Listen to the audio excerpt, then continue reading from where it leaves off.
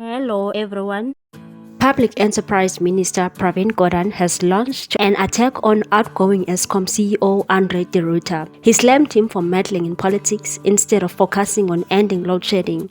The minister said what's important is that the CEOs of any entity, including Eskom, should not be involved in open political debates or assertions, and where they have political views, that is their private business.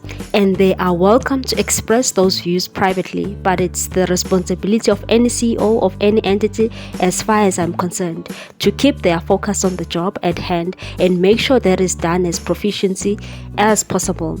Gordhan appeared before Parliament's Portfolio Committee on Public Enterprises on Wednesday and was referring to a controversial ENCA interview where Ruyter made explosive allegations about the inner working of the power utility and experience as its captain. Ruyter, who sat down with Annika Leisen, was asked if he thought Eskom was feeding through for the ANC. He said, "I would say the evidence suggests that it is. I expressed my concern to a senior government minister about attempts, in my view, to water down governance around the $8.5 billion that by and large to Eskom's intervention we got at COP26, and the response was essentially that you must be pragmatic in order to pursue the greater good. You have to enable some people to eat a little bit."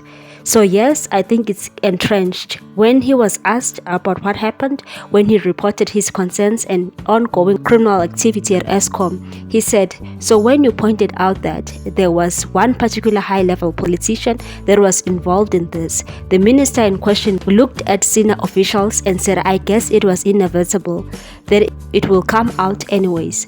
Ruyter was also asked if the minister was still in the cabinet. He said, "Let's not go there because of the risk."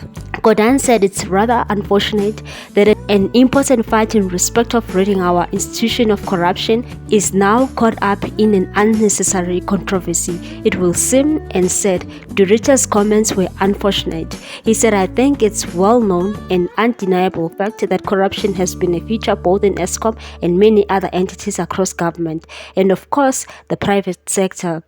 That became the subject in part of what we know as the Zondo Commission. This corruption, as we have learned, is committed by individuals for their own benefits, and that distinction must be drawn between individuals and the agreed search for improper benefits through various tenders and contracts. We all know that state capture, in the formal sense, might have ended, but corruption is still a scourge that we both, as Parliament and certain as the shareholder in government, want to eradicate from our entities, and Eskom is no exception.